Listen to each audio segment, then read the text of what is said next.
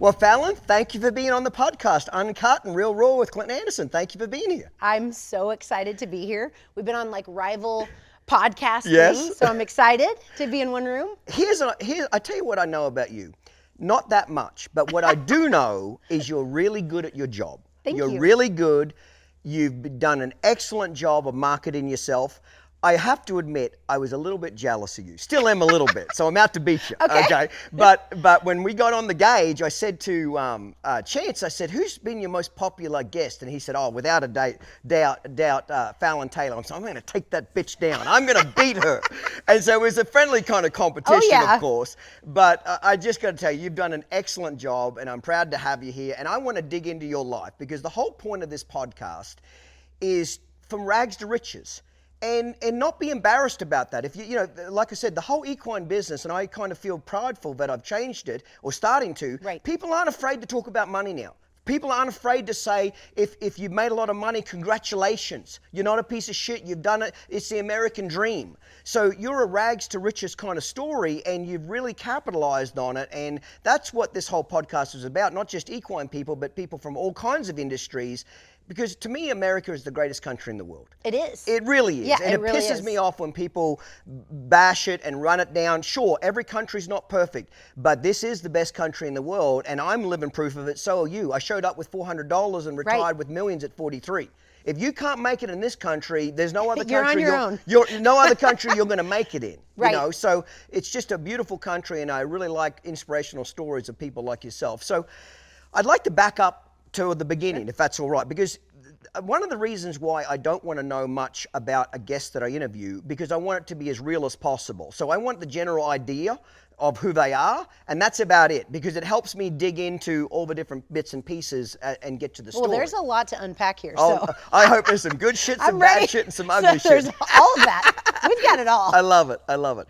So let's get started then. So where'd you grow up? Let's start there. I was born in Tampa, Florida. My parents did not ride horses. So a city girl. Complete city girl, went to a private school, kind of a nerd. Yeah. So I was in all these gifted programs, and then went to the University of South Florida when I was 5, and all these various like things that little kids don't do. Yeah. And my parents were given the advice that I should get focused on something, because I was just like borderline, like, hey, this kid reads the dictionary for fun. So like, you know, funny. she's a little different. She's a little Let's get her touchy, focused on something she really likes. I began to fixate on rodeo. I saw the Mesquite Championship Rodeo on television, and What age? I was about 6. So for my 7th birthday, my parents drove me to the Mesquite Championship Rodeo from Tampa, Florida to Texas. My dad is an inventor. My mom, she was homemaker and helped my dad run his businesses. And so we loaded up. He had his own plant, like complete staff in Texas, in Ponder. The population was 432 at that time. Yeah. And they moved us there, and we never came home. We watched that rodeo, and I was like, You were hooked. I'm here. This is where we go. What attracted you to it? Was it the atmosphere of rodeo, the barrel racing, the girls, the outfits? What at that age? For sure the outfits. It was Okay. for sure the outfits and the horses. I mean, horses are magical. Yes, they are. I don't care who you are. Like, they're unicorns. And I was like, if you are telling me I can wear pink and glitter and ride a unicorn. And maybe make money doing it. And maybe make some money. This is awesome. So my parents were very well off, did really well. Yes. My dad continues to do well. He's 83. Yes. He invented a bunch of things and has a bunch of patents. Awesome. And did So you really come well. from kind of an entrepreneurial background. Absolutely. Awesome. And nobody in my family has had like a real job. You know, Yes. everybody has had Started their own entrepreneurial work. businesses. Absolutely. So watching that, I started getting hauled around. My mom didn't have me until let's back she was up a little 40. bit here. So you go at 7. Right. Lights, camera, action. You're hooked. Was it specifically barrel racing you were hooked on? Or Only just rodeo? barrels. Only barrels. Out of all the events you saw at the rodeo, that was Absolutely. the one. You got to go fast, got to wear glitter, pink, Yep. run like a bat out of hell. And I'm going to contradict myself. We did that, but then when we came to Texas, somehow we ran into some cutting people. And they were like, well, if she can go ride cutters, it would be a lot better for her to ride some cutters and then run barrels after that, because she's going to have a lot more foundation. Okay. So around that same time. So how old are you now? 7. Still Okay, 7. So on my okay. birthday, Yep. we thought, so my parents' thinking was, well, she wants to run at this rodeo, so how do we run at this rodeo? And I love that my parents have always been cliff divers because I feel like that has made me Bold. really bold. A lot of people think it's just complete insanity of like, well, let's put a bunch of money in that, or let's go down that rabbit hole. But that's been, I think, something that's made me really successful. Very much so. Is to just dive off and go, well, let's fail as fast as possible so that we can get to the good part, because you're going to fail at You're going to fail at a lot anything. of shit. And I think that's one thing that people don't realize about entrepreneurial people and businesses. You're going to fuck up a lot more than you're going to succeed. And louder and in front of a lot more people. You know what I'm trying to say? So you've got to be prepared to fall on your face, lose some money, not do well, and get up and say, I'm going to try it again. I've learned now when people laugh at me or make fun of me, I'm really onto something. Yes. Yeah, I agree. I'm like, ha. Yes. Because then they're going to ask me how to do it. Yes, I love that. So I really enjoy that part. So in order to enter that rodeo, you had to be a member of the WPRA, which at that time had no age limit. My dad bought me a horse, bought my pro card, and 30 days later, we entered that rodeo. And so you're 7 or 8? What are you? 7. I had never been on a horse. He really threw you in the deep end, didn't he? Oh yeah, and I rode pretty okay. I mean, I watch videos and they're not good, you know, but but you know, at that age, sitting in the middle, you know, that's exactly right. Sitting in the middle, I'm not dying, you know, it was good. Let's just say you didn't start at the shallow end. You got thrown right in the deep end. Right in the deep end, which I feel like for my type of personality people is the way to go. I feel like if you do this incrementally thing, you kind of get bored and you're like, oh, let's throw this away and do something else. Yes. So, you know, the like fight or flight like always works for me. So you went to this rodeo, what happened? I did terrible. I did awful. I mean, it was the worst person there. Didn't fall off. Didn't fall off. And so I'd come out, my mantra was, I didn't hit a barrel and I didn't fall off. And that was like my whole mantra until one day I did fall off at the Mesquite Rodeo. And then my mom made me go wave to the crowd, which I was like, this is the worst day of my life. I had just horse crap all in my teeth. I was like, this is the worst. And she made you go wave to the crowd? She made me go wave to the crowd. What was her theory to that? What? Let them know you're okay. Oh, okay. You need to let them know you didn't die. That's awesome. I was like, oh, this is awful. Fast forward, and then we'll come back, but I kind of got some ground and got in the top 15 in the world standings. Later on, I was 9, was kind of catching some steam. Yeah. And a little boy came up to me in Canada in a gas station. He was like, you are the barrel racer. And I said, yes, I am. And he said, you're the girl that fell off at Mesquite and then waved to the crowd with all the black stuff in your teeth. And I was like, Mom, see? That's funny. That's awesome.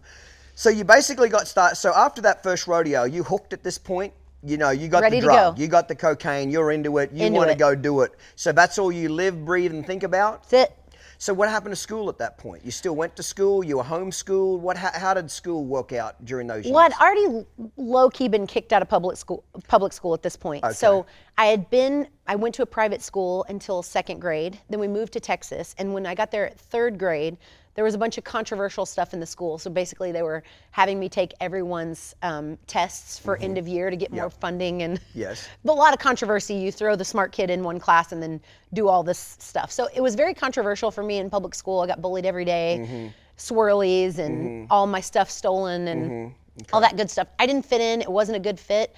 And I would cry every single day and told my mom, like, this is prison. This is a terrible place for me. And so finally they took a deep dive into homeschool and what that would look like, and I thrived. I mean, I was able to do my schoolwork, and I was a nerdy kid that loved it. So it wasn't like they were having to beat me to do it. And you had a bit of a natural gift for learning. You liked learning. You were, some people can just learn better than others, especially academically, book-wise. I was never one of them, but I know people like yourself that are like that. And a lot of successful people don't have that. Yes, so it goes both ways. I know a lot of very, very wealthy people that are dyslexic, can't read. I read to about a 5th grade level, to be honest. So yes, it can go both ways. That's absolutely right. My brother has got some learning things, and he's like Rain Man mechanic. Crazy. Yes. So homeschool fits you really well. You could get your homework done and then get back to the barn, I suspect. Absolutely. My dad had us working in the warehouse as he like would invent products, and then we'd have to help with all of those things, and then we could go ride. But it was the ideal setup where I would ride constantly. And we had trainers for a while, and then we figured out, and they were wonderful, really great trainers. Loved that. But once we kind of fired them and brought all the horses home, and I started to learn all the lessons on my own that I needed to learn as far as like care and get off your butt and go take care of your own horse and go clean your own stalls and that sucker needs to be legged up and all of these various things that I needed to learn myself, then go back and understand where that mentor role comes in. There was, you know, there's a lot of trainers in the country that are cash and checks, and then there's a lot of trainers that add value. And I've had both. Yes. And I think it's a wonderful experience, and it's the best way to be able to experience and jump a lot of hurdles a lot quicker. You could teach me so much about reining and various other things that would take me a lifetime to learn. Yes. And then there's other people that just, you know, especially if you try to bargain hunt, it gets, you know, really bad. Yes. So basically, you weren't frightened to get lessons. You weren't frightened to get knowledge. To me, I always have a saying: knowledge is power. When I don't know something about a subject, I am extremely humble and a student. I'll go find the best guy in the country. I'll go pay him. One thing I've learned about America is that if you want to know something in this country, I don't care what subject it is, what industry it is, somebody has what you want, and you can buy it. And it's if you're willing to go pay them, they will teach you or show you what they know. That's what's the coolest thing in the world. And so I've never had a problem with humbling myself and instantly being the student, especially when it's new stuff that I don't know about, because I don't want to make the mistake. You know what I mean? So so it seems like your family were big on that. Go get the knowledge. Go find the right professionals. It's get the coaching. fast pass. Yes, it is the fast pass. You're going to pay for something. Yes. Along the way. Are you going to pay in 10 years of kicking rocks and trying to figure making it out a lot of mistakes and reinvent the wheel? Yes. Or are you going to pay up front and say, hey, can you show me how not to make all those stupid mistakes? I know it's not going to fast forward everything. Yes. But it's going to save me 10 years You're that damn I can't right get back. That's actually, you know, it's funny. My dad is almost the complete opposite of me. Like, my dad will drive around Australia 3 fucking times lost before he'll pull over. Like, back in the days before smartphones and all that shit, where we used to have MapQuest and paper and a map. And I have a horrible sense of direction. Like, I get lost in my own fucking house. Okay, so I panic a lot when I'm lost because I just lose my shit. So if I even smell that I'm lost back in the old days, I'd pull over in a gas station, ask somebody directions. Where am I at? My dad will drive around Australia 3 fucking times, refuse to ask anybody for help or knowledge. And I'm literally polar the opposite. If I even smell that I don't know something or need something, I'm going to ask somebody, because to me, my whole natural mentality was time was money. I need to get from point A to point B as quickly as possible. So if you know how to get from point A to point B, I need what you have. So I'm either going to pay you for it, I'm going to barter for you, I'm going to trade with you, but I need what you know. So to me, it was just logically the right decision to make. It's so cool. For instance, there was a lady I'm following on TikTok that her business is doing $150 million a year, and she started in her garage. And I just started commenting, hey, where did you get your warehouse stuff? I need those sorting bins. She answered me. Yes. And we brought her team in, and I was like, this is just an example of how great this place is and how every single person can have an excuse for anything, because right there, she took 5 seconds to answer me and probably never thought that I would spend $100,000 to get this system put in. She just threw it out there like, hey, if you're smart enough to go with that information, go. And for the rest of you guys that are going to skip over this information, that's on you. I've hired consultants in every part of my business, my entire adult life, as well as horsemen. I always say this, every great athlete has a coach. Right. And typically the coaches aren't as good as the athlete are doing that sport. Correct. But they're not. Their job's not to be better than them. Their job's to show them weaknesses, show them where their strengths are. To zoom out and say, here's the things we got to avoid. Here's the things we got to focus on. So every great athlete has a coach, and to me, every part of a business that I didn't know something about, which was a lot in the beginning, I just went and hired the right people. And like I said, if the knowledge is out there, you have to just find what you're looking for, negotiate a price, and hire that person. So I agree with you. I've hired consultants my entire adult life, especially when I get into new industries or new things that I'm a green person at, because I know I'm going to screw it up. I know financially people are going to take advantage of me if they know I don't know, okay? And they'll figure it out quickly I don't know. So let's save some money, let's stop getting screwed, and let's find the number one guy and get up to speed ASAP. Absolutely. Yes. I think that people... No pride, they always want to skip that step. Like, you obviously did not hand paint all of this. Hell no. You called somebody, they said, let's get a nice set, let's do all of this. That's exactly right. Because if it looks better, it's going to get more views. This didn't just pop up overnight. That's exactly You right. can see it from far away when people do that, or when people just stumble into something. And it makes for, when people try to mimic things that I've done in the same industry, Mm-hmm. it makes it where I'm so zoomed out that I know how many hurdles that they're not willing to cross. Yes. And I just go, okay, well then do that. Yes. Then go down that rabbit hole. Yes. Do that. I encourage you to go full speed. Yes. Full speed ahead, because you're going to hit those roadblocks and go, oh, whoa, it's not as simple as just saying that thing or wearing that thing or putting stuff on that social media outlet. There's so many layers. Nothing is ever as easy as what it looks. Right. Nothing is ever as easy as it looks. You know, you can see a business, I've always said this, you can see a business over here and think to yourself, man, they're making a lot of money. And and I'll say that in my mind. And the next thing that goes through my mind is, don't underestimate the expenses in that business. I wonder how much it costs for them to do this. Yes, very much so. I'm running the numbers in my head. Okay, there's 10 Absolutely. cash registers, there's about 40 people. Like, people don't, like at my tour, you know, we don't get anywhere near the people I used to get. Like in the heyday when the whole natural horsemanship clinician business was at its biggest, I was getting crowds of anywhere from 2,500 to 3,500 people. Now I average about 1,000 people, which still ain't bad considering none of my competition even do tours anymore. Right. Because they couldn't get more than 200 people to show up. Right. So I went to Montana last year, in the middle of fucking nowhere, and drew 1,000 people. If you can draw 1,000 people in the middle of Montana. There's not 1,000 people there. That's so exactly it's a right. miracle. Half of them are Canadians. Yeah. Okay. Miracle. But so I'm still happy with 1,000 people. But back in the day, you know, we would get 2,500, 3,000 people. We might run $250,000, $300,000 through the cash registers. But what people didn't realize was I had 4 semis on the road.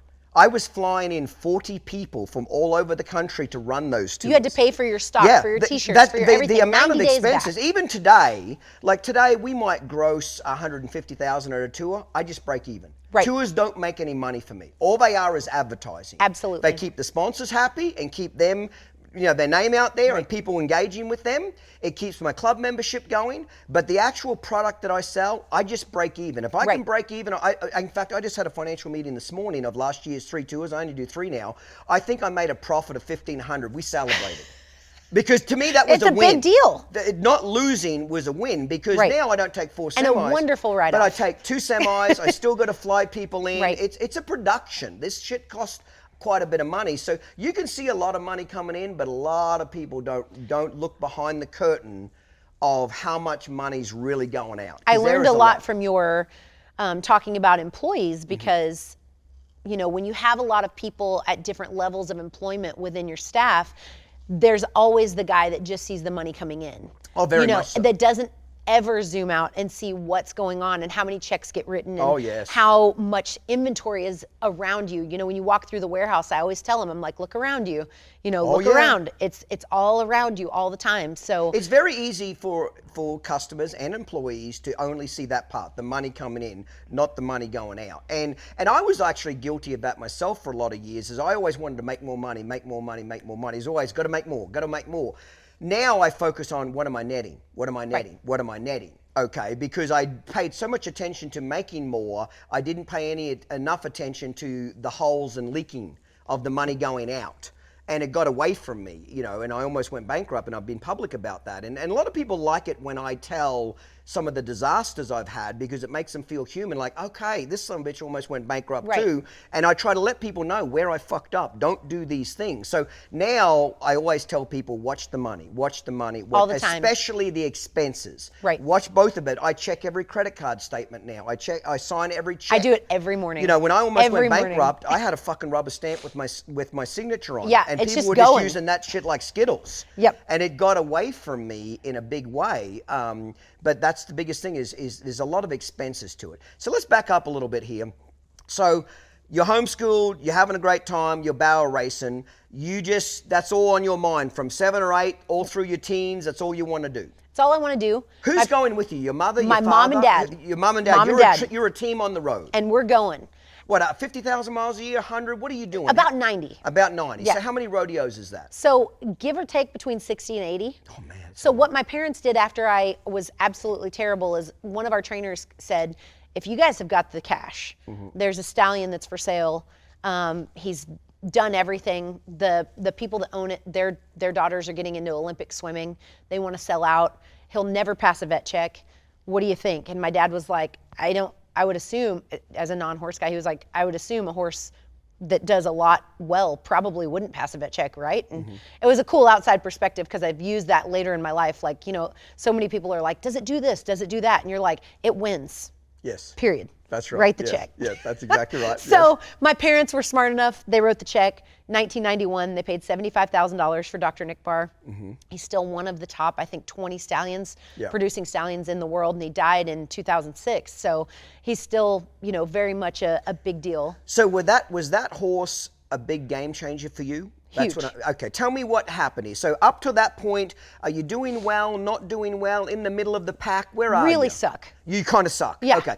But I'm riding well. I just didn't have any horsepower. Okay, so the sucking part was the race car. Right. You just didn't have the horsepower. Just didn't have the wheels. And that's a good point that people need to pay attention to. I don't care if it's barrel racing, reining, cutting, cow horse. Competition is so damn tough now. You can be the greatest trainer in the world, but if you don't have a race car that can win, you suck. It's just that simple. There's no secrets anymore. You've got to have that horsepower. So you recognize that. You're right.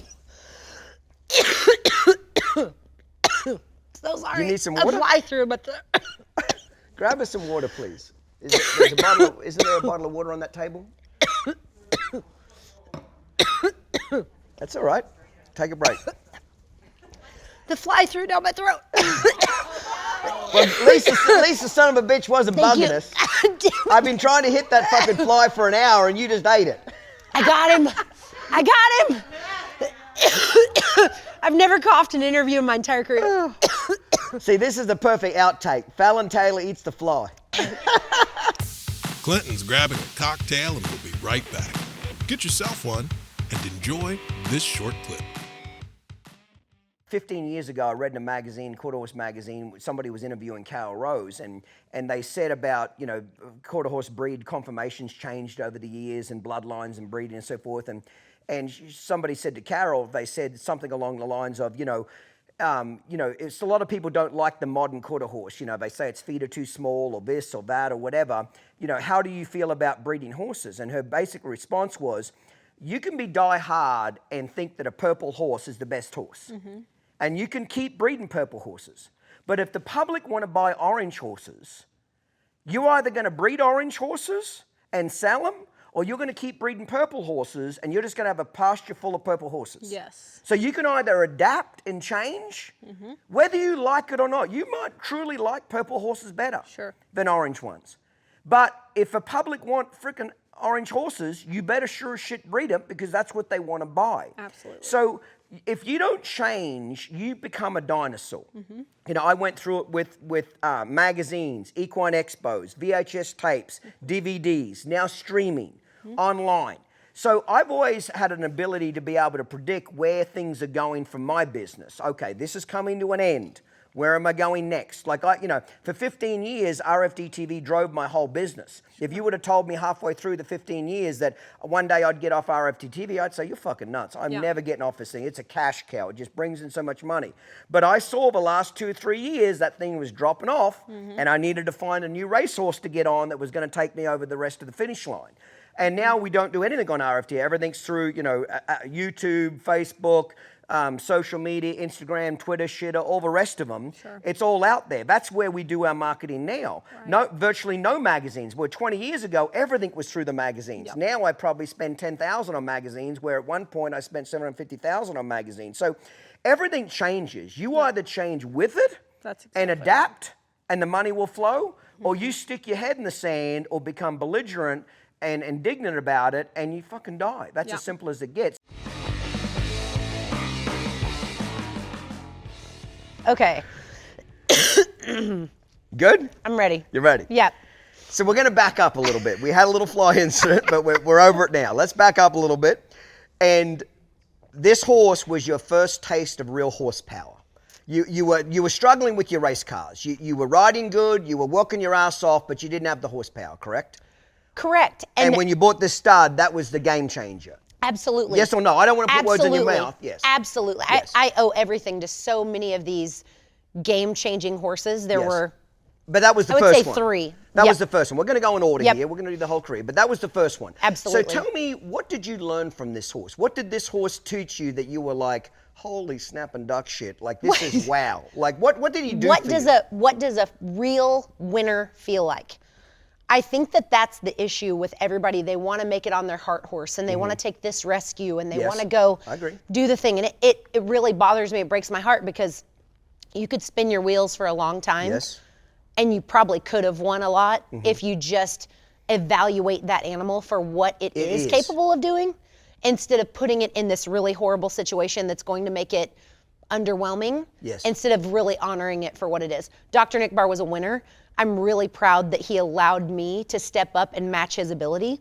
So what did he, tell me the feeling of it, meaning that, was he just faster? Was he quicker around the barrels? What qualities did he have that made you go, holy shit, I need to be riding horses like this? What did he do? He was so dynamic. Okay. That horse could come from the parking lot, drag his hock in the ground, inhale the first barrel, drive out of a turn, switch leads, you didn't even know it was happening, always find the place that he needed to, like, lower his landing gear, never hollowed out in the back and kind of lost his way. He always kept himself together, super balanced. Something that when you're training a horse, you go, ugh, I don't like that part. I don't know what it is, but I know that that part, you don't like. Yeah, I don't like that part. He was a horse that taught me that they need to be really balanced. They've got to keep their feet moving. When I watch reiners, I'm fascinated with reining. When I watch a reiner anytime, I see a horse drag its ass and keep its feet moving. Yes. I'm just like, that's the coolest thing I've ever seen in my life. Yes. And that's what you want from a barrel horse. Yes. He did that. Yes. And did it quietly. Do you think he did it naturally, or was he taught it? Or Both. a bit of both? Both. Okay, right. You know, you always have they're saying that horses teach people and horses teach people and people teach horses. He taught you what that feel was like, correct? He taught you what a truly great barrel racing horse is supposed to feel like. Is that right or wrong? Correct. Okay. He taught me How old was so he when much. you got him? 12. 12. And how long did you run him? Did you have some I'm good... so sorry. That's all right. No problem at all. I think Need it's some like more water? wing is hung in my throat. Grab us some more I'm water. so please. sorry, you guys. No problem at all. Grab us some water. Cody's been with me for 10 years. She has never seen this ever That's all right. in the Take your history time. of There's ever. no hurry at all. Thank you. Don't be in a hurry at all. Keep it there, so if you need it. Put it on. Are you sure? Yep, keep it Okay. right there. I swear I can get through it. That's all right. Just take your time. There's not a hurry. There's a whole insect in my chest. We need the son bitch to go to your belly. I need it to go down. Yeah. This is when I need to start drinking alcohol. I've got See, I plenty don't there. drink I got alcohol. Tito's and This I've got is the Captain time. Morgan. I'd just fucking like get into see if it would burn it down, singe the wings off of it. I'm drinking Captain Morgan.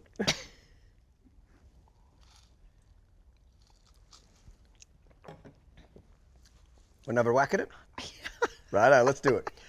So that horse taught you what a great barrel horse is supposed to feel like. And so how long did you run him? How many years did you run So him? he retired. He won his last check at 27. You're shitting me. The coolest horse ever. How long did you run him though? All that time? All that time. Oh, you had him from 12 to 27. To 27. We allowed some people to ride him here and there. He did incredible with them. He was trained by one of the best trainers in the world to ever fraternity and run at the first fraternities.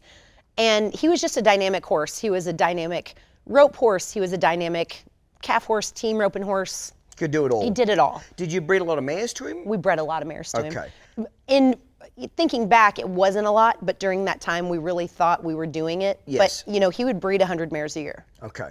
And then back in those times, were people trying to really breed barrel racing horses? Not or really. that was a new thing to breed? Like, you know, historically, barrel racing horses, are just like roping and cow horses, were rejects of other business, other industries. Sure. But at that time, was anybody specifically trying to breed a great barrel horse? I think we were just dabbling in the fact that while some horses could go around the barrels, the sport was starting to evolve. We're starting to get more money. Yes. And we're starting to see where we're going to get outrun. Yes. And so now we need these horses to run hard. But when you run hard, you also lose, lose something. Yeah, you lose the a run lot. and the rate. So yin and yang, your greatest strength is your greatest weakness. Absolutely. So the some bitches can run like a bat out of hell, don't necessarily go around Can't the turn barrel. in a 40-acre pasture. That's right. So, and the ones that can yeah. turn a barrel and a dime can't run. I can outrun them on foot. That's right. Right. So and that's important for people to understand. Right. That is that typically, with humans, I always say your greatest strength is also your greatest weakness. Absolutely. Whatever makes you a superior human is also the thing that will take you down. Yeah. And that's a good point there. Yeah, You might run like a son of a bitch. however you celebrate is also the same way that you grieve, and it's the same thing. That's exactly right. So you get him. Did you have instant success on him, or it took a little while to get that partnership to work? It was a funny, beautiful failure forward. Okay. On this horse. So Dr. Nick Barr, I won my first pro rodeo on him when I was sorry. That's right. I won my first rodeo on him when I was 9 years old, Lafayette, Louisiana, and I'm so sorry. Don't be apologetic. Just cough, fart, whatever you need to do. Just take your time. He's like the worst guest I've ever had. No, Could no, not no. fucking shoot this thing. I tell you what. Let's stop the camera. Let's stop the cameras and I don't we'll know take what a happened. 10-minute break. Let's stop the cameras. Clinton's grabbing a cocktail and we'll be right back. Get yourself one and enjoy this short clip. Nothing would please them more than to see this old piece of shit in a coffin. Oh, they want to drive a steel knife down his stupid fucking throat, and they talk about it quite often. Rightio, let's read our first hate mail of the day. This is from Belinda Sutterfield. I tried to listen to this, but I guess professionalism and standards go out the window when you're trying. I don't know, ? He may be a great horseman, but he needs his mouth washed out with soap. I don't think I will be able to watch his videos again without hearing his potty mouth. Very disappointing, but still acknowledging his talent. Well, thank you so much. What is her name again? Belinda. Belinda, I'm sorry that I fucking offended you with my bad fucking language. And I deeply fucking apologize for that. And I'm going to absolutely clean the fuck of my language right up so that I don't disappoint you in the future. Have a wonderful fucking day. Righto, Fallon. Let's get serious now. Quit fucking around. Very I got serious. The flies, fuck this. We drunk alcohol, we're ready to go. I'm ready. So this horse, I think the last question I asked you was, did you hit it off with him immediately, or was it a little bit of a trial and error? You know, you said you made an expression, you failed to move forward, or what was it? I did. I failed forward. And what do you mean by that exactly? I won my first pro rodeo on him. I was 9 years old, Yep. which restructured the entire WPRA. And how to do that? They decided that the age limit should be 14. Oh, truly. And then decided after that the age limit should be 18. So now you have to be 18 to go to the National Finals Rodeo. Before that, I'm 9, so I won my first rodeo. Let's go take over the world. Yeah. I hit $50,000 in barrels. That's one awesome. after another after That's another. awesome. It was awful. Awful. When you say you won it or lost 50,000? Lost. Oh, I thought you said you won it. I'm thinking that's awesome, and you're losing 50 grand. Just okay, the worst. So you would have won 50 grand, but you'll run it into barrels. And is this horse error, human error, both error? Just This was human error. This was a little girl above her head on a really amazing athlete. Yes. With bad timing. And that's okay, because as you're learning, you're supposed to fuck some shit up. And I did. And you have to give yourself permission. I think a lot of people, when they're learning something new, like even myself, I'm trying to get into the cow horse world, and Right. this is somewhat new for me. Right. And I'm trying to do it at 47, and I've got to do it in front of the world. Right. So I got to fuck up in front of hundreds of thousands of people that get to laugh at me for sucking at different times and doing stupid rookie mistakes and shit. Because whenever I don't care how much money you've won in one industry, when you change industries, you're a rookie. You know what I mean? decided to ride jumpers at one point and broke my shoulder. When you change industries, you go back to being a rookie. I don't care how much you dominated one industry. When you change to another, you're a rookie. Look at Michael Jordan. Right. When he went from basketball to baseball, he sucked big time. Right. One of the greatest athletes in the entire world, timing, physical ability, etc. And he sucked big time. Perfect example of that. So I had to remind myself at times, it's okay to suck because I'm learning something new. And it's uncomfortable as shit, but what I've got to do is keep coming back, keep getting help, keep hiring trainers, keep fucking up, keep making mistakes, keep paying my entry fees, keep going. and going. And I'm getting better, but I gotta keep reminding myself, everybody's got to pay their dues. Everybody's got to start at the bottom. You're a beginner at everything. You're a beginner at everything. So just like when 20 years ago, when I started out as a clinician, I was a beginner and at the bottom of the totem pole, and I had to work my way to number one. Now I'm changing somewhat industries and being a competitor now, I'm starting at the bottom. Right. Getting my ass kicked. Uncomfortableness. And There's sacrifice everywhere. And you've got to keep coming up until you eventually win. I will eventually win, not a doubt in my mind. But you've got to go through some ugly, uncomfortable feelings and keep pushing forward to get that. I don't know when failure became an F word. Mm-hmm. I don't know when people decided that that was a negative thing. Yeah. But in every failure is a lesson. You don't learn anything in the win. That's exactly right. Because you don't reflect. All you do is just go, oh crap, I don't know if I can replicate that again. Like, man, I'm on top. I don't know how I'm ever going to get there again. But So- when you have problems or things that aren't as good, you're always looking to dissect that. What can I do better and work on it? Absolutely. So you get this horse and you get on the right. You and him start clicking when? 2 years later, 1 year later. When do you start really clicking? Takes a couple of years. Okay. Still failing. And then we went and purchased a mare off the racetrack. We claimed her off the racetrack for $7,500. Mm-hmm. She was a trendy, now we're looking at breeds and we're starting to look Quarter at. horse, thoroughbred? Quarter horse. Okay. So she ran at Lone Star Park and there was a claiming race, ugliest mare ever. Mm-hmm. We claimed her for $7,500. She stumbled out of the gate. So my trainer decided that that was a really cool horse that we should have. Mm-hmm. My mother hated her. She was the ugliest horse ever. My mom wanted me to ride something pretty. Yep. She was really short, about this wide. Yep. My mom was like, Fallon's gonna be tall. Yeah. This is gonna look really crazy. And he just said, this is the horse. Right. And we went home and he started to train her and she was a nightmare. I mean, she would sull up everywhere.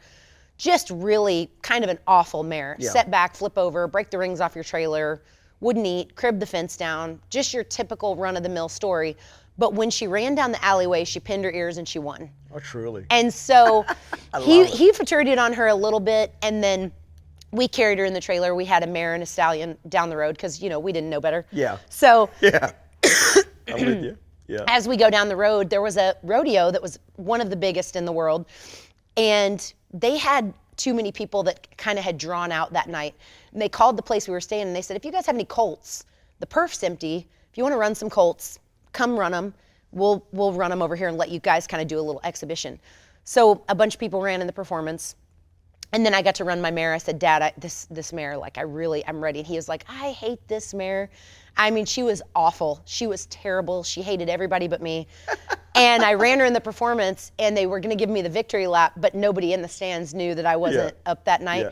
So they wouldn't let me have the victory lap and I was, 12. So you won it? I was pissed. Well, I didn't win it because I wasn't actually entered. right. I was just there Yeah. practicing and nobody knew. And so I'm 12 at this time and I told my dad, I was like, I'm ready. Yeah. We've got this. I'm kind of bouncing up and down in the world standings, but my big thing is I want to be one of the top 15 at the NFR, and I want to be one of the youngest. Yes. Now there had been a girl that qualified at 7. She got killed on the way. And then there was another girl that went at 12 or 13, and now I'm 12 or 13. Yeah. So we went for it, Yes. and we got it done On that mare? on that mare. So you qualified for the NFR on that mare? On that mare. I And turned how old were 13 you? before I got there. How old were you? 13. So at that stage, they didn't have the age limit where they... They did, but I was already grandfathered in. So Oh, okay, you were my dad had, grandfathered in. My dad Okay. had good attorneys Okay. that now work for the association. Okay, so even though they changed it to 18, they Correct. still let you go run. Correct. And that was a big dream of yours to make the NFR. Everything I had seen up until this point had been televised. So my only markers not growing up in the horse world was, well, I want to go on Mesquite. I want to run there because it's on TV.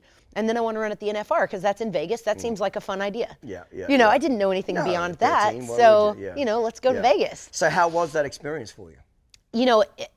Pretty incredible. I think as an adult looking back, You can reflect a little I can bit. reflect a little bit more. And so it was really cool to go at that age, 13, 14, 15, and 16. I qualified those 4 years in a row. On the same mare? On the same mare. So she got her shit together. She really Was she did. still an obnoxious Horrible. pig outside the barrels? When she died in the pasture, she was colicking and we were trying to save her. And finally we were like, the vet tried to open her up for surgery. We lost her. But like 5 minutes before she died, I think you could have saddled her and probably still won a rodeo. Like, she was that gritty. Yeah. And she was still like cribbing on her lead rope, and she was awful, awful creature. And, but I loved her. I thought she was the greatest horse ever. And, you know, it was. But she did that one thing well. She could run. And everybody would tell us, like, well, she needs to be able to, you need to be able to check cows on them, and you need to be able to. Now we're more specialized, where we know, like, you know, you don't need to turn 10 of them out together if they're all worth $1 million a piece. Oh, you know, can't. you can't. Like, now we know. That's a funny statement you said there. You would not believe the amount of shit that I get on my new barn because I have concrete stalls. I have, you know, they're open faced and 3 sides of cinder block. How many people just bitch that how I keep a horse in a stall and how inhumane it is, and why don't we keep them in pastures? What these people don't fucking understand is these aren't $1,000 horses. Right. These are $100,000 to $1 million horses that other people own. Right. So I don't get to call the customer and say, by the way, your horse was turned out with 4 other bitchy mares and they kicked him in the hock and broke his hock. So I'm sorry, but your horse needs to be put down now. But it was all natural. Yeah. He was out in the pasture, so this is nature. We're good with this, correct? And that's what nature does. Nature is very ugly. Yeah, it's ugly. That's one of my favorite things about the whole natural horsemanship industry is a lot of people that claim natural horsemanship. I've never used the word or put myself in that genre. Right. But if you really want to be fucking natural, go take 1 bucket of grain and stick it in a field with 10 horses and you'll see some natural ass kicking. Yeah. You'll see some natural fighting. Horses can be extremely violent to each other. And they can be very pleasant to each other. They can crib on each other and scratch each other's withers and swish their tails and stand head to tail. And they can get along like $1 million, but they can be violent in a heartbeat. And a lot of people think that natural horsemanship is just horses naturally interacting in a peaceful way. Horses are very dominant to each other. Right. There's a hierarchy there. There's an established pecking order. And if you don't believe me, just take 1 bale of hay out there and stick it there and watch the games begin. Well, I'm an avid subscriber to your YouTube channel, so I knew this drama long before with the GoPro and the cat, and we're going through your feeding routine and seeing the whole barn set up. And I think a lot of people, we're able now, where the horses that we compete on, you know, there's some of them that we turn out and whatever else. But yeah, you're for the most part bubble wrapping these things to just get them to the next event. Yes. You're doing your very best. Yes, and as a good rule of thumb, the more talented they are, the better they are, the more you love them, the quicker they try to die. Absolutely. That's as simple as it gets. When you don't give a shit about it and you don't like the horse, I don't vaccinate it. I don't trim its feet. It'll never die. It'll literally die. live to 108 years It'll of age. never run through a fence. Never in a million years, No. because you don't care about it. The ones you love, the ones you care about, the ones you got your hopes and dreams on, it's constantly trying to kill us. So, you know, it's funny about the cinder block stalls. I've had in my career probably 3 horses that either got cast during the middle of the night or kicked and got hind legs through wooden stalls. Oh yeah. And completely destroyed their legs by getting legs through wood. Right. And I've had 0 trouble with cinder block. You'll have no trouble. Zero. And the other reason I put them out of cinder block is because I power wash them every August. I power wash the entire barn and get it all clean and looking nice. I can power wash everything. Wood rots. Wood's high maintenance. Wood can break. Wood can get splinters in them. I've had 0 trouble with the cinder block They don't stalls. love to kick cinder block either. They don't. No, So- that's exactly right. I have 0 problem with any of that type of stuff. You know, but you'd be amazed how many people just don't understand how valuable these horses are. And we have to keep them in stalls. They're not kept in there 24/7. They either get ridden, they get turned out, they get on the walker, they get exercise, but we can't put them in a pasture with 4 other horses. Right, because we're raising these horses to do a job. Yes. And a really, really specialized, specific job.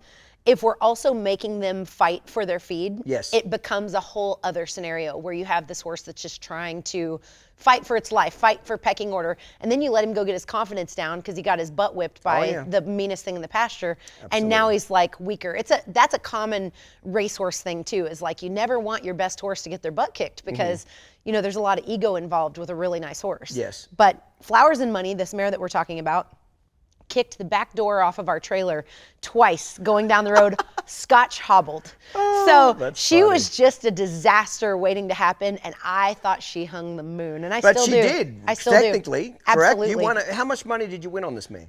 Probably if you had to guess. 300,000 or 400,000. That's awesome. Yeah.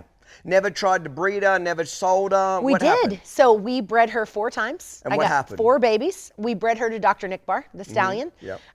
She produced Baby Flo that I won $1 million on. That's awesome. And, was she obnoxious or a good horse? As far Baby as temperament? Baby Flo is wonderful. She'd go get the newspaper for you. I'm asking, did they have the temperament of their mother or different temperament? All of them have the temperament of their mother. Oh, they did, eh? All Okay, of them. Okay. But we didn't flush mares at that time. Yes. So Baby Flo was born in 2006. That mare died that same year. Yeah. Dr. Nick Barr died a couple of years later, and they all kind of act like their mom. If I could make any change, it would be go back, get a recip mare, Yeah. raise them with a different mare on their side so they don't learn Wasn't all such those a things. wench. Oh yeah. So, Baby Flo would go get the newspaper for you and drive you to the rodeo if she could. That being said, she's very particular about a lot of things, which again, I found really great horses are really particular. Doug Carpenter told me that before he died. He told me that all the great horses he had, from pleasure horses to reining and so forth, he said they all had a quirk about them, Absolutely. about them. And he said, I never tried to change that. Right. So some of them, he said, I know it sounds stupid, didn't like to be tied up, so I never tied them up. Or some of them just like to handpick, eat grass the day of the show. He said, I found out whatever their little quirk was, Right. and I just let them be that. She won't drink out of a black Yeah, bucket. you know what I'm saying? He said Yeah, every she great won't- all horse these I had things. always had a kink. And he said, I never tried to get the kink out of him because Absolutely. he said, because in the beginning of my career, I would try to train that little kink out of him. And he said, when I did, the specialness went away as well. I just think it's an ego thing. Like, I've got a really good mare right now. Her name's Prada, and it's a cow horse that I'm competing on now. And she's truly a great horse. She's a fucking bitch. I don't pat her. I don't love on her because she don't want me to. Yep. She'd sooner just flip me off as I walk past the stall. Absolutely. Because she's just all business. She Right. rides like a stud, acts like a stud, walks like she's got a big set of balls between her Yep. legs. She's not a girly horse. Right. The lady that owns her, Melissa, is my best friend. She'd love her to be a girly horse, Right. where you go in and love on her and scratch her. She just doesn't like it. She doesn't want it. She doesn't like the attention. She wants to eat, sleep, and fucking drag her ass. Yeah. She's just business. Yeah.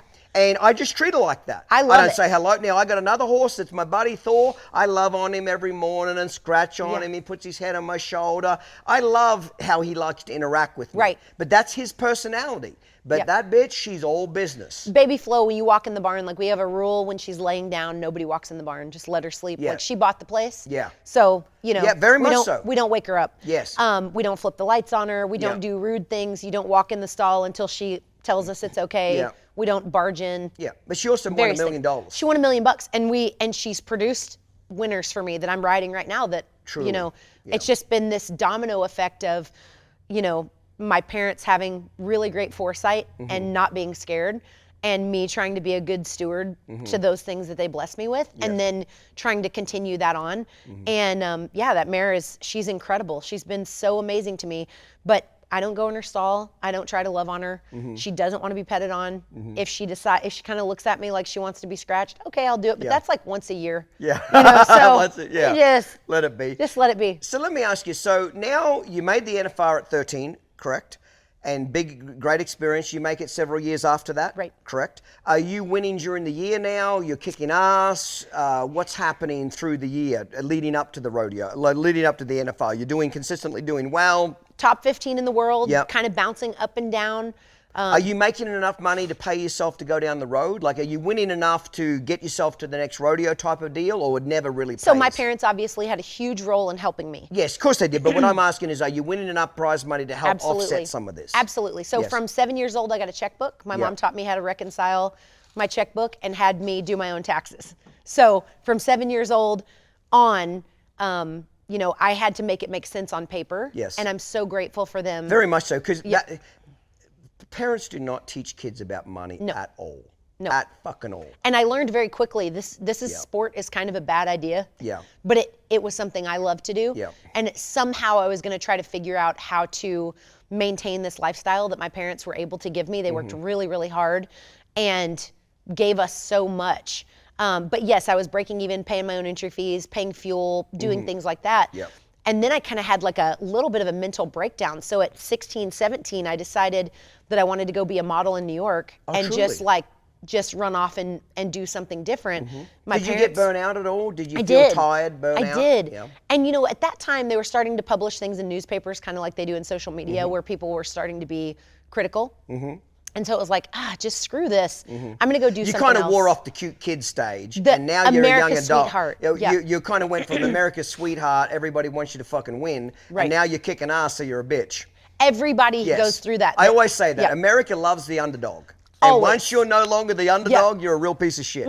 Yes, they love You it bought when your you're way broke. there. Where they love it when you're broke. They love it when you're up and coming. And as soon as you get successful and make some money, you're a piece of shit. You know what I mean? It's not just America. It's the whole world that's like this. It really is. They Yes. love to cheer you on and then want to bring you down. Drag your ass back down to the bottom. I told Alex, I said to my husband, I said, our son, I hope that he's accused of having daddy's money and mama being hot, because that, that's what I want for him. I had to go through certain things, and I think it makes you tougher to be like, well, my daddy bought me anything. And I'm like, you know what?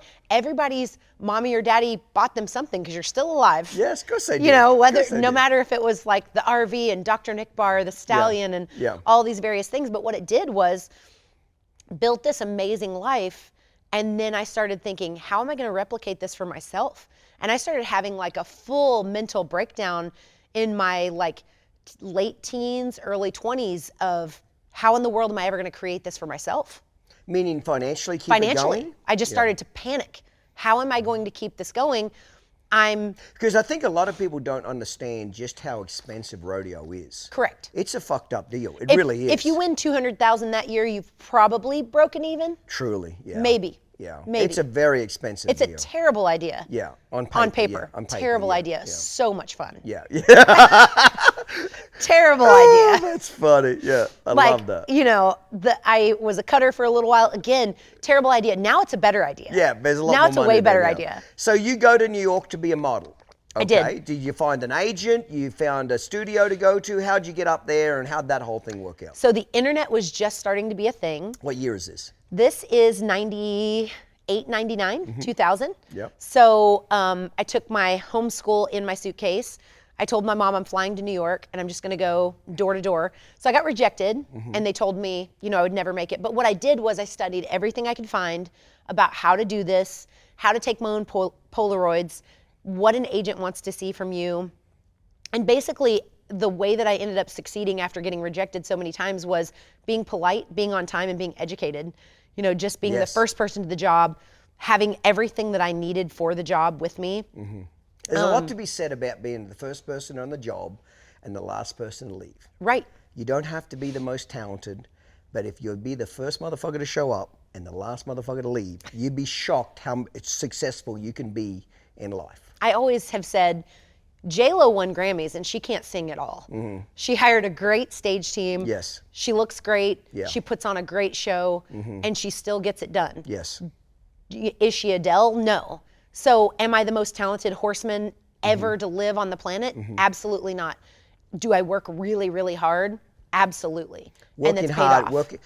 work ethic will overcome a shit ton of what you lack in natural ability. There's so many people that are talented that are lazy. They are. Most people that are truly talented, will not say all, because as soon as they say all, some arsehole says, look at me.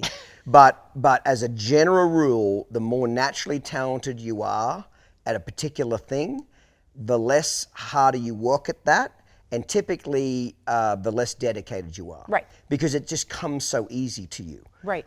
You know what I'm trying to say? Me in college, learning was really easy for me, so I just hated college. Yes. Blew it off. Yes. People struggling, and I'd just be like, ugh. Yes, because it was Whatever. easy for you. Easy. Yes. I just left. That's right. I That's a good crap. Every once in a while, you'll find a truly naturally gifted person that does have the work ethic of an animal, and they're unbeatable. Right. And I don't mind getting beat by that person. Right. Because they had God-given talent and they had work ethic, and I'll come in second and third behind them with a smile on my face any day of Absolutely. the week, because I took what I had and made the fucking best of it. Right. But I didn't have the natural talent. But I don't worry about that combination because it's so fucking rare. Right. That combination. Right. Naturally God-given learned that now. Naturally God-given talent and work ethic. It's so rare, you're not going to find it very much. Right. So I don't have to worry about it too much. And if it pops up just a little bit and then it starts to get hard, I love competing when there's bad weather, or when the ground is bad, or when something's going really bad, because it just like brings the level of professionalism to a place where it's like really easy to be a standout, because everybody's just busy complaining. It's cold. It's, we joke because I won't wear a jacket when it's cold outside when I go to compete, because there's something animalistic about, I don't want you seeing me shivering. I don't want to see you in a corner like this. Like, I'm going to eat you alive. Yeah, I love that. You know, I walk around like I'm just so warm. Yeah. It's like, wow, you guys really got to get it together. You can see my breath. I'm just dying on the inside, but I'm like, there is a lot of that. Very much so. When females compete, there's something different about it, because we're mean. Oh, yeah. That's the You're a reason bunch of there's bitches. an alpha mare. You Absolutely bitches. I Yes. mean, we're mean. So as somebody that is really, really nice, I have to really dig down and realize, and my hauling partner, somebody will compliment me and she goes, don't forget, they talk shit about you online. Yeah. And I'm like, you're right. Love it. You're right. right. That's right. So, you know, you get a compliment and they're like, hey, don't you remember they hate you. Yeah. So I have to dig down. And so part of that is like, I won't like. I've always said, use the negative. I've always used negative comments and haters for fuel to be successful. It took me a while to get there, but now I love it. I love it. I embrace it. I like people hating on me. I encourage it. I want to do more of it. I like stirring people up because it makes me have fuel to prove them wrong. Right. If they just tell me I can do it, I'm like, it's like, you're obviously a red in the color code personality. I bet we're very similar. Like, I'm 60% red, 24% yellow, like 14% blue. My yellow is down here. That's why I haven't had much How alcohol. much red are you? How much did you take the color 64. code test? 64. So we've got the same amount of red. Yep. And what are your other colors? Blue, white, yellow. Okay, so your dominant blue on the secondary is blue and then yellow. So that's the caring part. The blue's the give a shit. The blue's the caring, etc. Okay, so you're a little bit bipolar because you want to rip somebody's head off and then you want to cry with them and put it back on. As a boss, I'm like Michael Scott from The Office. Yes, you get what I'm. I want everybody to be my friend. Yes, but at the same time, I need them to do red their and job. blues is a little bit of a polarizing color code because the red says I'm going to kick your ass and dominate, and then after you get done ripping somebody's ass, you feel guilty. You want to go pat them on the back. I'm gonna go cry it off. I'm sorry. Yeah. Can I give you a hug? And the employee's like, what the fuck, woman? You're some crazy I've bitch. learned to just walk away. Like, let that red stick. Like, don't ever let them see your next move. But we're obviously reds, and reds are remember the code of the color code is motivation. So reds are motivated by power. We like to win. Right. We don't look to look bad. I always tell people this about me. You can steal my car, kill my horse, burn my barn down, and I'll forgive you for all of it. But the two things I won't ever forgive you for, don't ever embarrass me. Don't embarrass me and don't steal from me. Right. If you do those two things, if you steal from me or you embarrass me, I can't fucking forgive you. Right. But you can burn my house down, steal my car, take over my house, and I'll say, no problem, I forgive you. Right. You know what I mean? Because remember, reds, we got to look good. Absolutely. So you embarrass us in public, Yep. it's unfucking forgivable. Absolutely. And typically reds hate, especially blues too, hate stealing. Absolutely. Stealing. Yep. I'll give it to you. Right. If you need $1,000. I think everybody knows in my circle I will. If you need $1,000, I'll just give it to you. Right. You don't have to steal it from me. Just come ask me and I'll happily give it. You know what I mean? You're speaking to my soul. There was a girl I ran into just a few weeks ago that I knew, and she crashed a car in the snow, and I gave her $1,000 to get a car repaired. And she said, I'll pay you back. And I said, when I gave you the money, I knew I wasn't going to get it back. Right. I didn't ask for it back. I did it because I wanted to help you. You're struggling. It was some bad shit happened to you. It was just called bad luck. When I give money, I don't expect it back. That's the key to it. I knowingly gave it with that in mind. Okay. So anyway, moving forward now. So you go to New York, you get a little bit of an ass kicking up there. And how'd you handle that? You stayed with it. You came home. I stuck with it. I ended up making about 30 grand a month, figuring out how to do my deal. I was 17. What were you modeling, if you don't mind me asking? So I found my niche in people not knowing what ethnicity I was.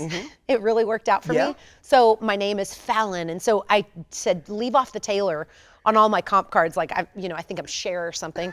So just put Fallon on my comp cards, and so you're half Mexican, bitch. You're half American. What are you? Hey, Puerto Rican. I'd walk in. Zip it. Hola. I don't know. You tell me.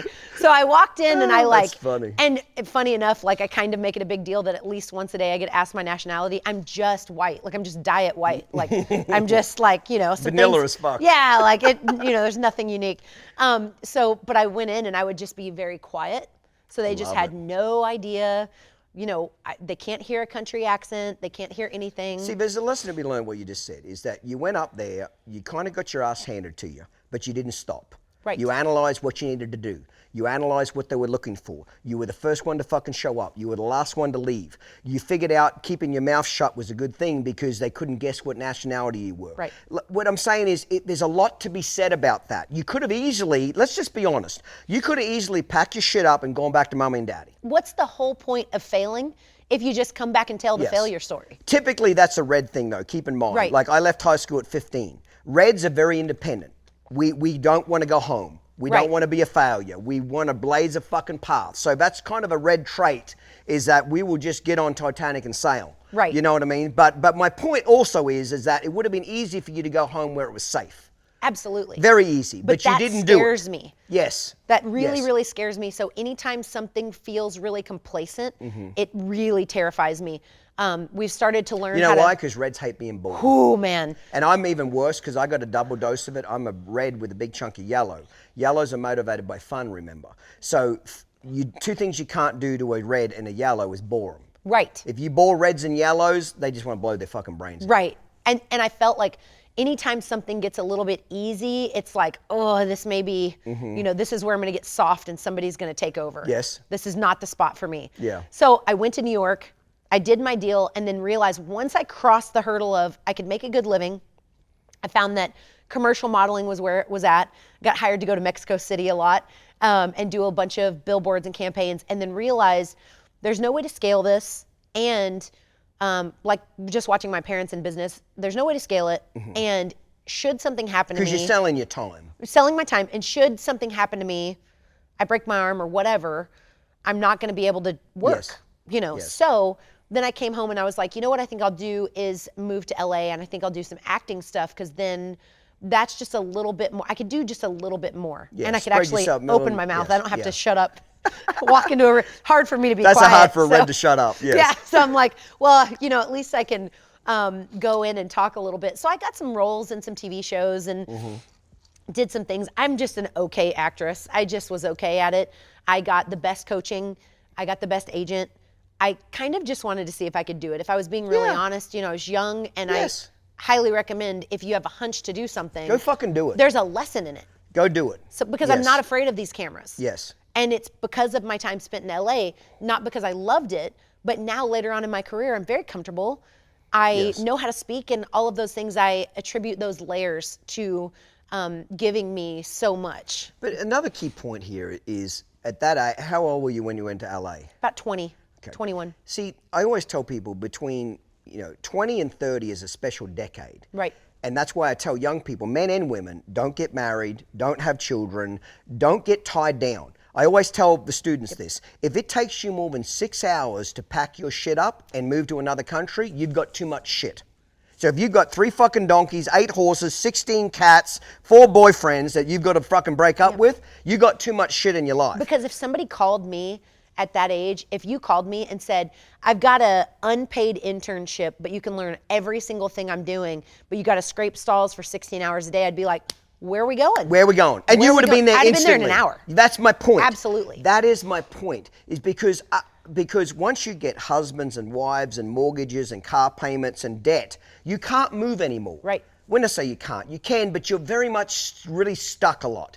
And so that's why that's a special decade to get your shit together. I left high school at 15. I came to America when I was 20 years old. I had $400 to my name and a pair of boots and a fucking bridle I brought with me. But I had no girlfriend. Can I ask what bridle you brought with you? It was a twisted wire snaffle. Twisted wire You still snaffle. have it? No, I don't have it Dang. now. No, I wore that son of a bitch out. Yeah. But my point is, that's the years to go do that shit. Right. But when you're married and got kids and you're pinned down, you're fucked after that. Right. You know, I always told the students when they were my apprentices, I'm working you like a dog, but you're learning tons. I'm paying you enough to survive, and that's it. And you might bitch about it, but only thing you have to do today is wake up and learn something new. The coolest That's all thing you ever. have to do. But once you leave my ranch, you will get bills, you'll get spouses and responsibilities and headaches, and learning won't be your priority anymore. No. It won't be your priority. So I said, I know you think it sucks when I work you so much and I fucking make you toe the line, but you'll look back on these days one time and say, that was the simplest time of my life when all I had to do was wake up and learn something. I had a roof over my head, food on the table. That's all I had to I didn't have to worry about anything else. It's a special time. So to young people watching this, if you want to go do it, go fucking do it. Everything. Don't wait. And do it all. Yes. If it sounds like a bad idea, do it and find out what was bad about it so you don't make that same mistake again. Failure is a beautiful, beautiful thing, and for some reason we made it an F word. Failure is necessary. Yes. You've got to know what doesn't work so that you can shortcut the rest of the things. You got to get a few bloody noses to figure out how the playground works. Absolutely. You got to get a few bloody noses. Yep. And so the quicker you fucking figure that shit out, the better. Absolutely. Okay, so you go to LA, have some mediocre success as an actress, but you're not really into it. Your heart's not there, as I'm getting the impression. Not there. Yeah. Are you making any money doing it? Yeah, I made definitely enough to have the best apartment in my Yep. apartment building. I've got a good car. I bought some horses back home, so I'm flying back every weekend and kind of tuning on some horses, selling them so I can have an income. But during New York and LA, I was finding a lot of fun in eBay, which is a weird plot twist of the story. I quickly realized that in order for me to go back, I knew I wanted to go back and compete, but in order for me to do that, I needed to take survival off the table instead of trying to make going down the alleyway pay my bills. Yes. Because you do the math a few times and you're like, it this doesn't is work. stupid. Yes, This is really dumb. yes. So what I was doing is eBay was really hot. I remember that. It's It was funny. super You never even hot. hear the word anymore, do you? No, it was super hot. And so I would find things that were selling really high. You know, things would go viral on eBay before we knew what viral was. Yeah.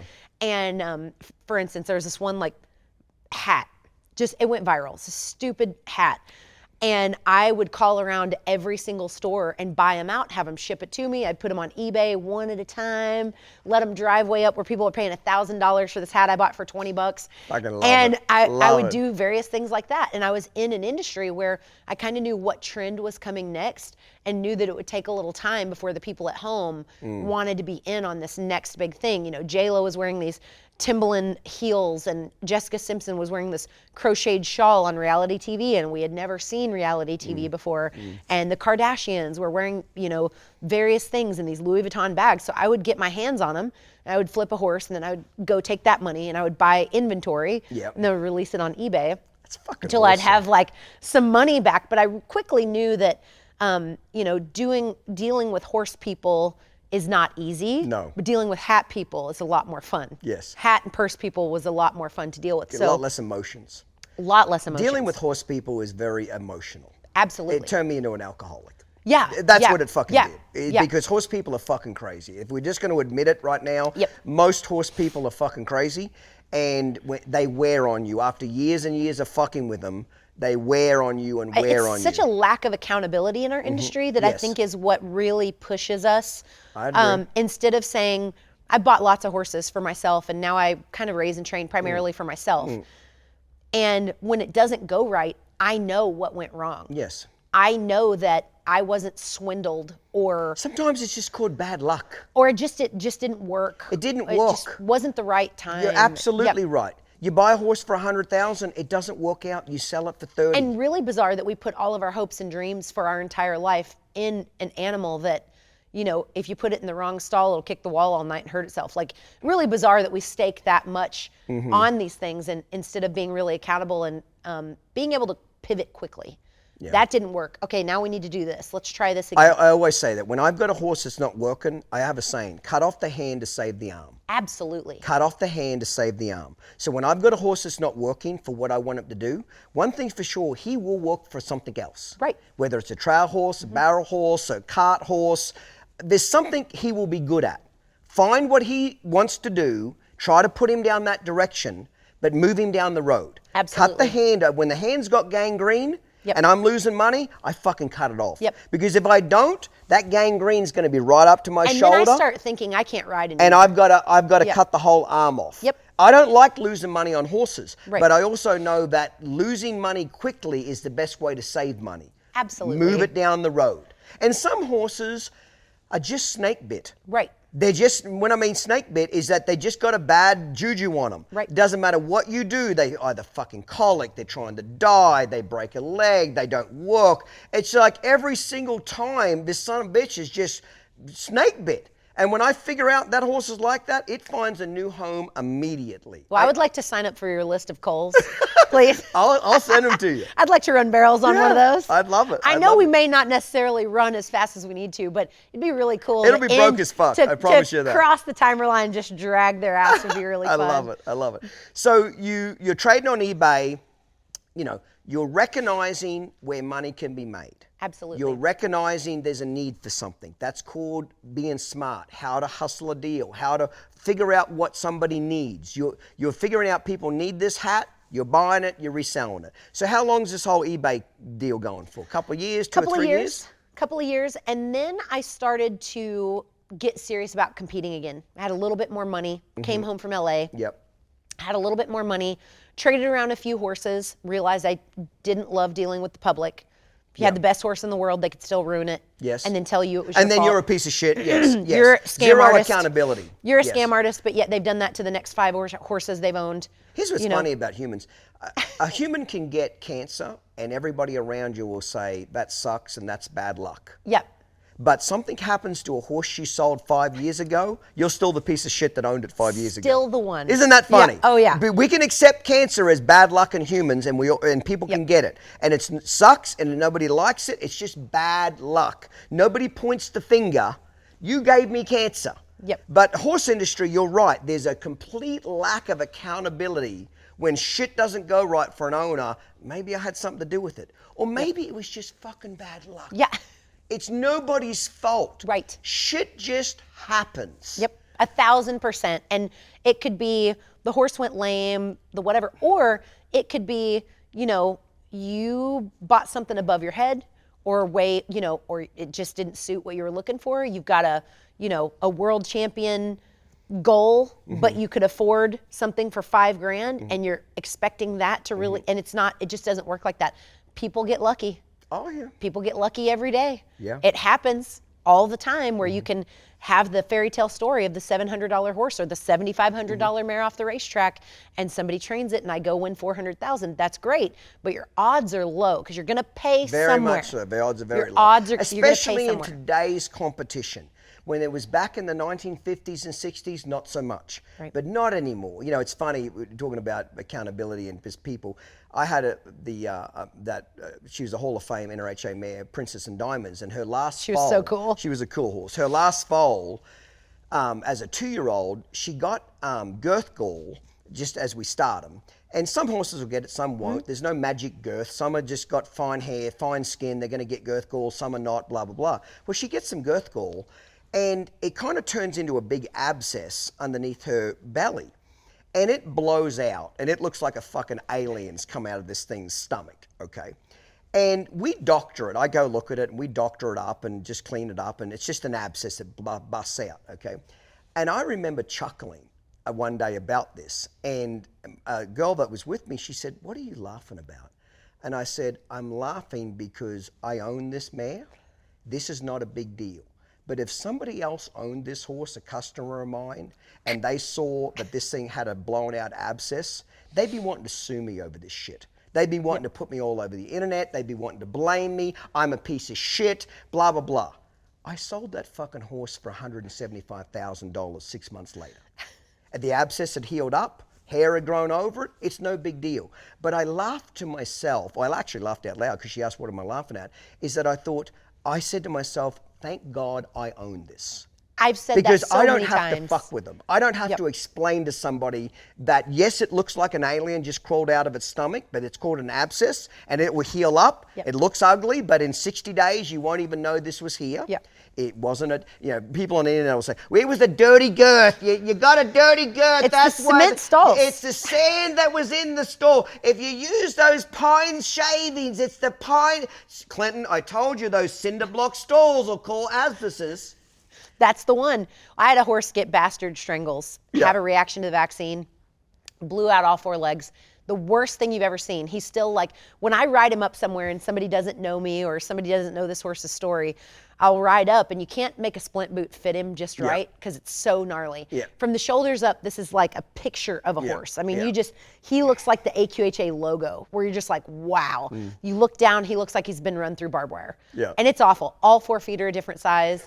We doctored on the horse to keep him alive. Anyway, he was the reserve world champion BFA horse. He's won close to 100,000. And when I ride up somewhere, people look and they just go, man, wow, and what did he get into? And it's funny because somebody posted on the internet, we had just doctored him with this salve and this cream and we put it on him. And somebody posted on the internet with my brand in the picture, if you've got enough money to haul to a show, you should at least be able to care for your animals. Look at this horse's legs. They're oozing. I'm not going to say who it is. Puts my brand in the picture. I'm not going to say who it is. The cream is fresh on this horse's I know. legs. They're just All a 4 bunch. legs are mangled and gnarled up. Horse wins everything. He's so cool. I'm probably going to run him for the majority of this upcoming season, but coolest horse ever and obviously unaffected, but thank God he was mine. Oh, So I didn't have absolutely. to tell anybody. That's exactly right. I didn't have to make any phone calls. Sometimes just bad shit happens and we can fix it. Absolutely. We're going to take a break. Let's get a cocktail. And Okay. then we're going to be right back and we'll get Sounds back. good. I'm loving the story, loving where it's going, loving how real it is, and I'm just so glad you're here. Thank you. Today's episode was filmed at and produced by Uncut Productions, marketing by Stewart & Associates, and organised and administrated by Down Under Horsemanship. If you enjoyed this episode, be sure to hit the subscribe button, and I'll see you next time, mate. Cheers.